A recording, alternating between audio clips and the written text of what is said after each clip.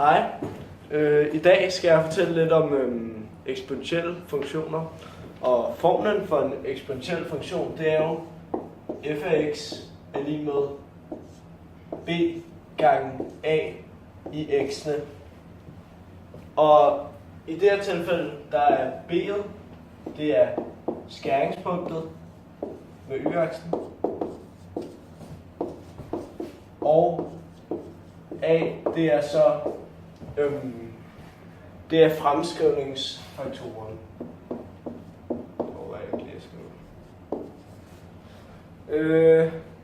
Og a, det er altså også 1 plus r, altså 1 plus renten, eller det procent, man nu har i det tilfælde, man arbejder.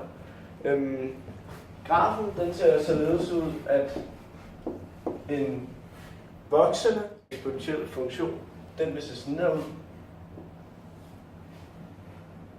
hvor at a altså er større end 1. En aftagende funktion vil se således ud, hvor at a altså det er større end 0, men det er mindre end 1. Så den er altså aftagende. I anden del, der skal jeg bevise for a og b, og når det er, at man har fået givet 2 punkter, så vi kan sige, at de 2 punkter hedder p, og det er x1, y1, og q, som er x2, y2.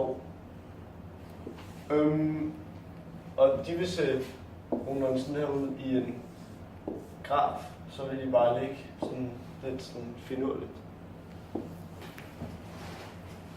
Sådan der. Formlen for a, det er den x2 minus x1 rod af y2 divideret med y1, og formlen for b, det er y1 divideret med a i x1.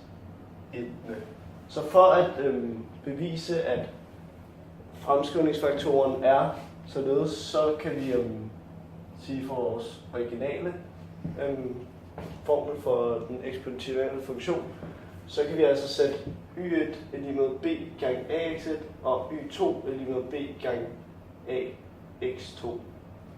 Altså fordi at et y-punkt er det samme som f af x, og et x-punkt er det samme som x. Og det vi kan gøre er, at vi kan dividere y2 er lige med b gange ax2 med y1 er lige med b gange ax1. Og det kan vi gøre således, at vi bare sætter dem over for hinanden sådan her. y2 divideret med y1 er lige med b gange ax2 divideret med b gange ax1. Ja. Og det vi kan se er, at b går igen på begge sider af divisionstegnet.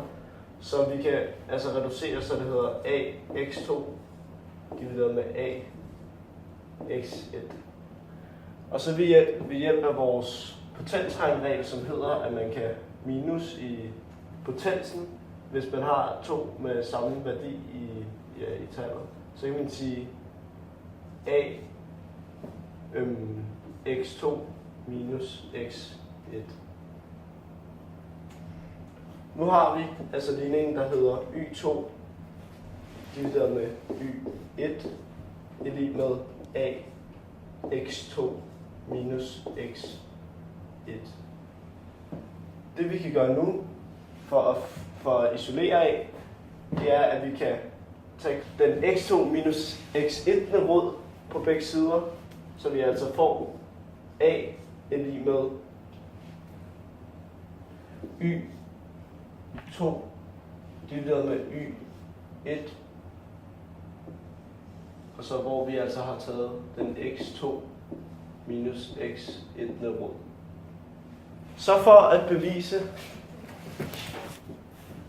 hvorfor det her er rigtigt, altså vores skæringspunkt, hvorfor den formel er rigtig, så tager vi simpelthen bare ligesom før. Y1 er lige med bx a gange ax1. Og så så isolerer vi bare b ved at sige, ved at dividere med ax1 på den anden side også, så det hedder y1 divideret med a i x1'ene. Ja, start.